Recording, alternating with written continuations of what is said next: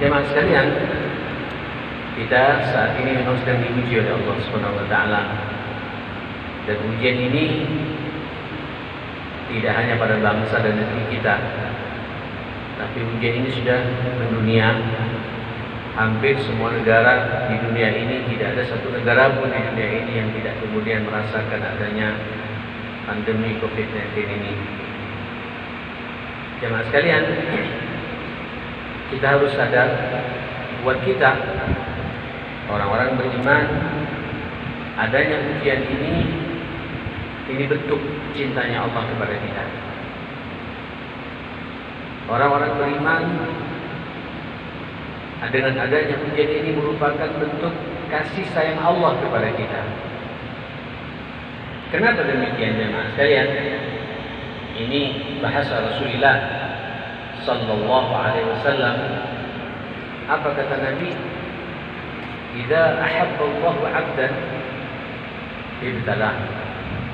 Di riwayat yang lain, yusabbih. Apabila Allah Subhanahu wa taala mencintai hambanya, tentu hambanya yang disukai oleh Allah ini adalah orang-orang beriman, kita semua. Apa kata Nabi? Yusabbih. Allah pasti menimpakan musibah. Di riwayat yang lain, ibtala. Allah akan memberikan ujiannya. Ya, jadi sebenarnya jemaah sekalian, buat kita pandemi ataupun musibah-musibah yang lain, ujian-ujian yang lain, ini merupakan satu rangkaian dari sekian banyak rangkaian-rangkaian yang memang Allah sengaja memberikan kepada kita sampai Allah memahami betul nanti jemaah sekalian bagaimana kualitas iman yang kita miliki. Di muqaddimah surat Al-Ankabut, Allah Subhanahu wa taala berfirman, Alif Lam Mim. Jangan lihat setiap Allah memulai suratnya dengan potongan-potongan huruf seperti itu, pasti nanti ayat berikutnya ada perenungan serius atau ada pesan khusus yang ingin Allah sampaikan kepada kita. Apa kata Allah? Ahasiban nas ayyutraku ayyaqulu amanna wa hum la yuftanun. Akankah manusia itu menyangka, ahasiban nas ayyutraku, kemudian mereka akan dibiarkan begitu saja seraya mengucapkan kami beriman, kemudian wahum la yuftanun, mereka tidak akan diuji oleh Allah.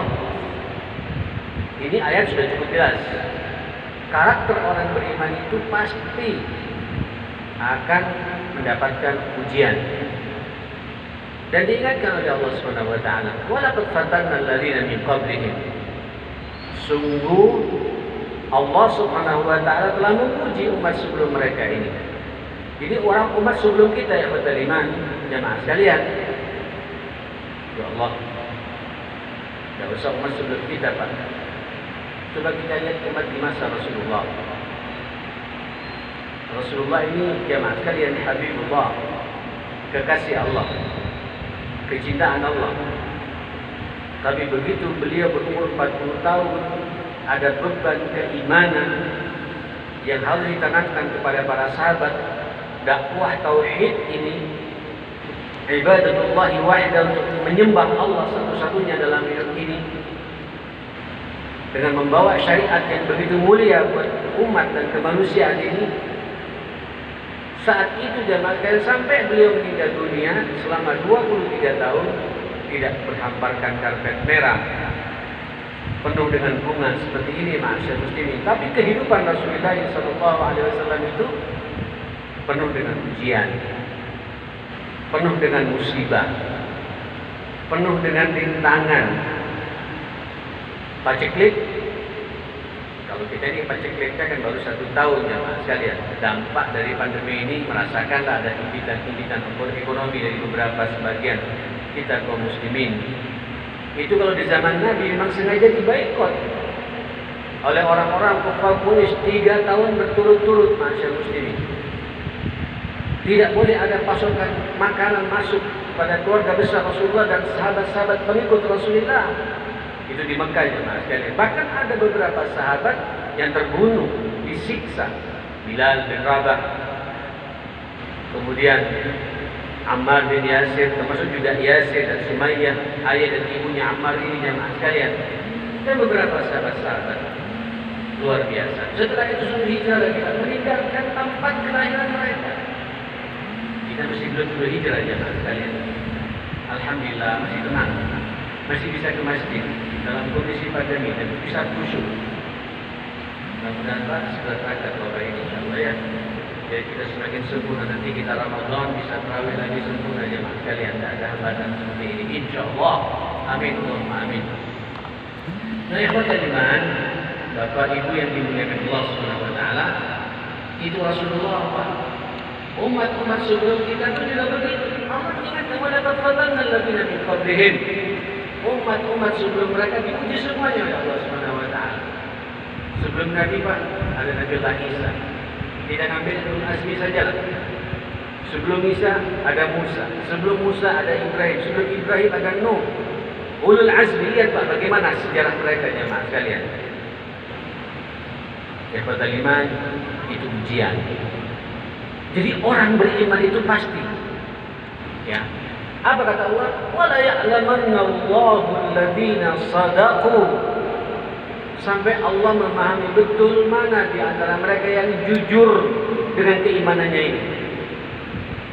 Justru Pak, ketika ada ujian, itu terasa sekali Pak, meningkat iman kita ini. Kita mau bergantung kepada Allah Subhanahu wa taala. Mau mengangkat tangan kita. Ujian ini sebuah keniscayaan cara Allah supaya kita terus nyambung dengan Allah Subhanahu wa taala. Menyatu dengan Allah, berharap kepada Allah, meminta kepada Allah Subhanahu wa taala. So, kalau hidup ini tenang semuanya masih muslimin, sampai statis Pak, stagnan. Tidak dinamis hidup ini, ada kejenuhan, ada kebosanan. Justru dengan ada ujian ini Pak, kita bisa jadi cerdas masih muslimin. Bagaimana kita mengantisipasi ujian ini? Wala ya'lamanna al-kadhibin. Juga nanti Allah akan benar-benar mengetahui mana di antara umat manusia ini ketika tidak bisa mengelola ujian ini, dusta akan keimanannya. Akhirnya dia menggelepar, menghalalkan segala cara, tipu sana tipu sini, berbohong sana berbohong sini. Inilah bentuk-bentuk orang yang dusta. Tapi kalau orang beriman, tersenyum jamaah sekalian. Nah, ikhwatal iman, tema yang kita angkat memang bagaimana kita mengelola ujian ini, menghadapi ujian ini. Sebenarnya kalau sampean sadar, apapun turunnya kita ke dunia ini saja Pak sudah ujian. Ini ad-dunya, dunia ini Pak, darul fitan, tempat di mana kita akan menghadapi fitnah-fitnah. Dunia yang kita injak ini ya Mas, sekalian sampean hidup di dalamnya, yang insya Allah umur kita antara 60-70 tahun kalau itu bahasa Rasulullah Sallallahu Alaihi Wasallam ini ujian memang jemaah sekalian. Sampean suruh salat itu ujian Pak. Taklif beban yang Allah bebankan kepada kita berupa syariatnya ini ujian buat kita. Sebentar lagi Pak, 40 hari lagi sampean tidak makan, tidak minum. Ini ujian dari Allah Subhanahu wa taala. Tidak hanya puasa saja Pak, berlapar-lapar, berhaus-haus di saat malamnya pun tidak langsung tidur. Kita suruh sujud 11 rakaat atau 23 rakaat untuk salat tarawih, ujian. Bisa nggak kita merespon perintah Allah Subhanahu wa taala jemaah sekalian? Suruh mengeluarkan zakat, ujian. Suruh menunaikan haji, ujian. Allahu Akbar. Dan begitu seterusnya ma'asyar muslimin. Nah, kalau kita sadar memang dalam kajian-kajian tentang masalah ujian ini, ibtila ini, wal ibtila yakunu bil khairi wasyarr. Ujian ini terkadang menyenangkan Pak. Dan rata-rata biasanya kalau bicara ujian adalah ujian yang tidak menyenangkan. Mohon maaf, kita sekarang sehat Pak ya. Sehat nikmatkan ya. Nikmat sehat itu. Tapi banyak Pak orang kemudian tidak bisa memaksimalkan nikmat sehat yang dekat dengan Allah. Ujian Pak. Banyak orang sehat tapi tidak bisa ke masjid sebagaimana Bapak ke masjid pada malam hari ini. Dan kita syukuri Allah memberikan nikmat sehat, ujian dari Allah. Kenapa? Alhamdulillah sehat saya bisa maksimal dekat dengan Allah Subhanahu wa taala. Mohon maaf, kita diberi oleh Allah harta, bisnis lancar, pekerjaan lancar, ya, tidak ada hambatan, tidak ada PHK dan lain sebagainya. Nikmat atau tidak? Nikmat, Pak. Tinggal sekarang di saat yang bersamaan nikmat, tapi ujian pula dari Allah Subhanahu wa taala. Karena banyak orang punya harta, salah mengalokasikan harta yang dia miliki, itu ujian. Punya harta tapi dibuat maksiat. Punya harta tapi medit, ujian ma'asyiral muslimin. Ini ujian yang menyenangkan. Menyenangkan kalau kita salah mengaturnya, jadi ujian buat kita ma'asyiral muslimin. Sampai punya keluarga, alhamdulillah bisa berkeluarga, punya istri, punya anak.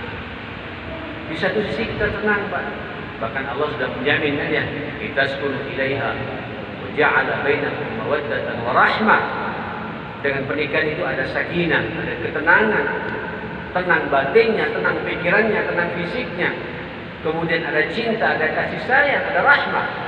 Itu jaminan dari Allah. Tapi di saat yang bersamaan, kalau sampean salah mengarahkan istri, ibu-ibu salah mengarahkan suami, nanti kita punya anak, kita gagal menjadi anak, ujian bagi kita, ma'asyiral muslimin. Dan begitu seterusnya, saudara-saudara sekalian. Yaqulu bil khair. Terkadang ujian itu menyenangkan. Nah, ini yang paling banyak menipu, ma'asyiral muslimin. Nah, biasanya yang dibahas oleh ulama-ulama salaf kita adalah ujian yang tidak menyenangkan. Yaqulu